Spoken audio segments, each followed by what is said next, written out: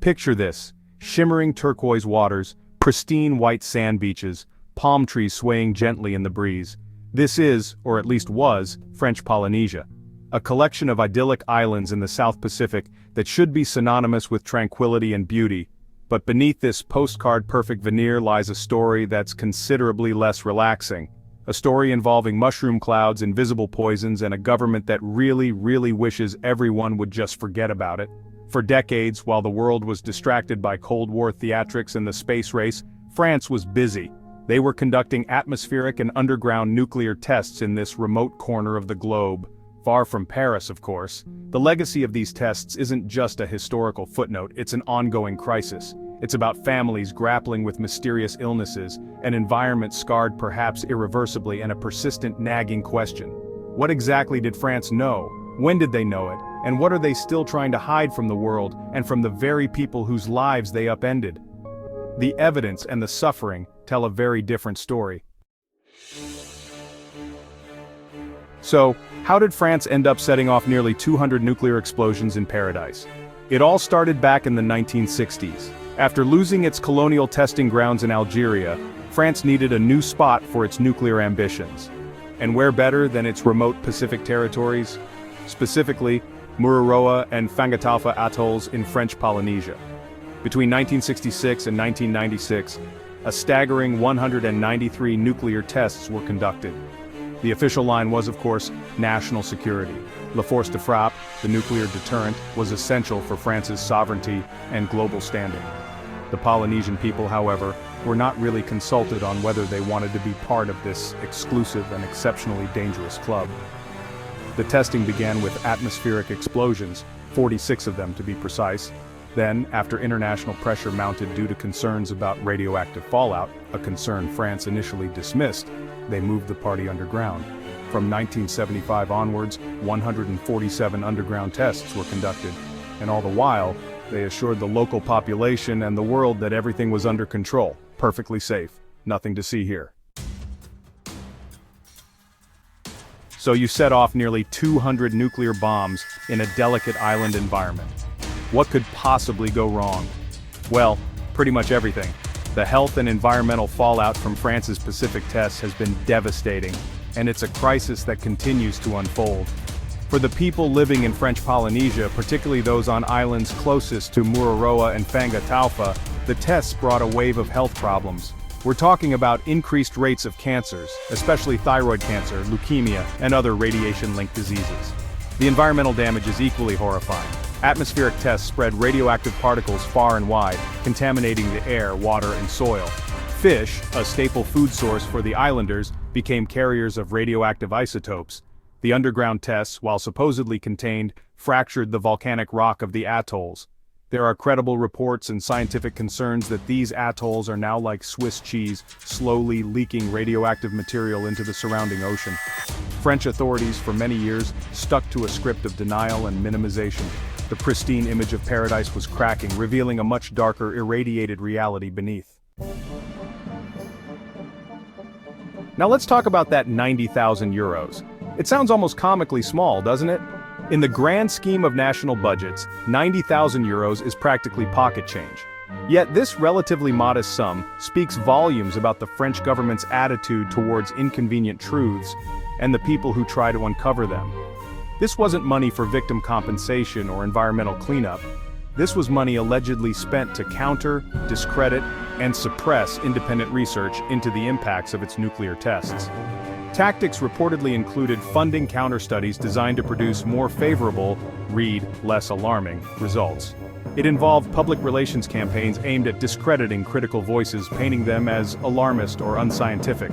Essentially, it was a state-sponsored effort to control the story, to ensure that the version of events most palatable to France was the one that prevailed.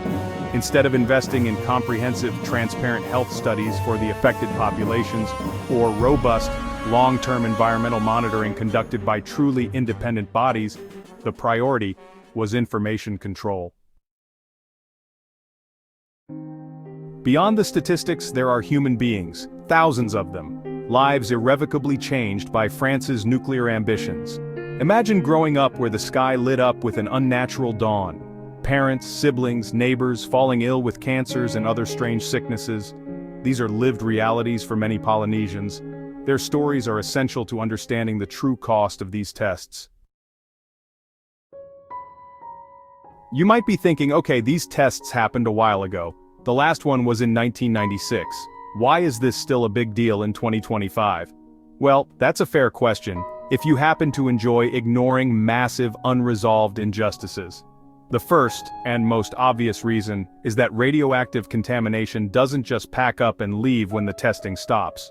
Some of the isotopes released, like plutonium, have half-lives of tens of thousands of years.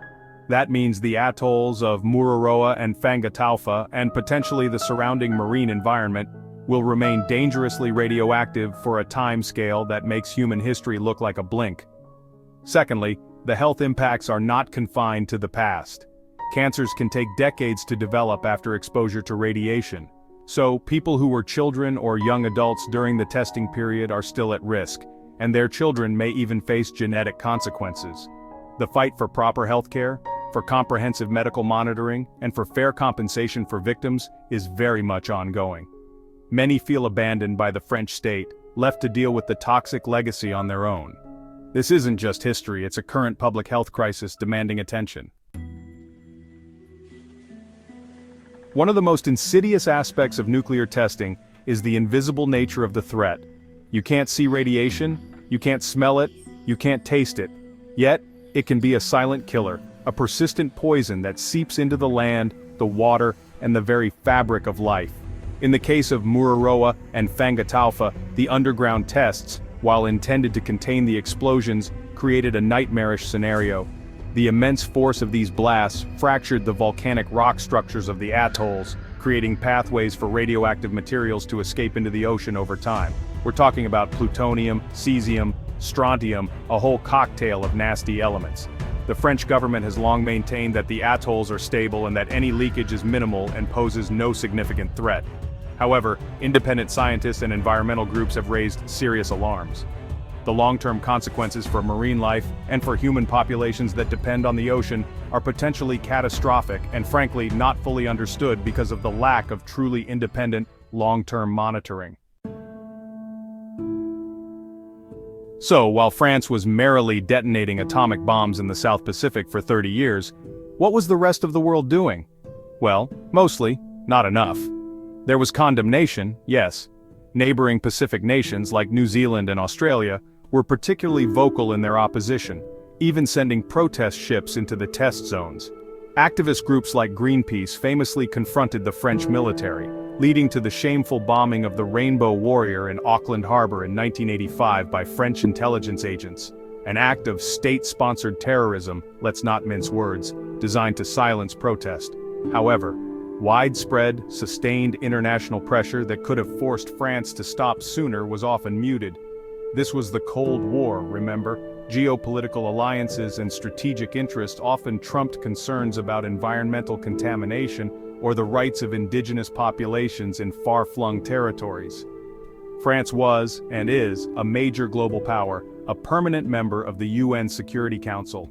Openly challenging them on their nuclear program was a tricky diplomatic game that many nations were unwilling to play too aggressively. So, here we are in 2025. Decades have passed since the last mushroom cloud scarred the Pacific sky, but the story of France's nuclear tests is far from over. It's an unfinished chapter, a festering wound that demands not just acknowledgement but genuine, comprehensive action. The 90,000 euros spent to counter research is a stark symbol of the deception that has characterized this entire saga. It's a reminder that the fight for truth against state-sponsored secrecy is a marathon, not a sprint. And it's a fight that absolutely must continue. What does accountability look like? Well, for starters, it means full transparency.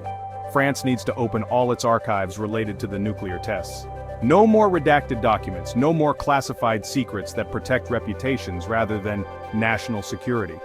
The people of French Polynesia and the world deserve to know the complete truth about the extent of the contamination, the health impacts, and the decisions that led to this disaster. It also means fully funding independent, international research into the ongoing environmental and health consequences. No more state-controlled studies designed to produce convenient results.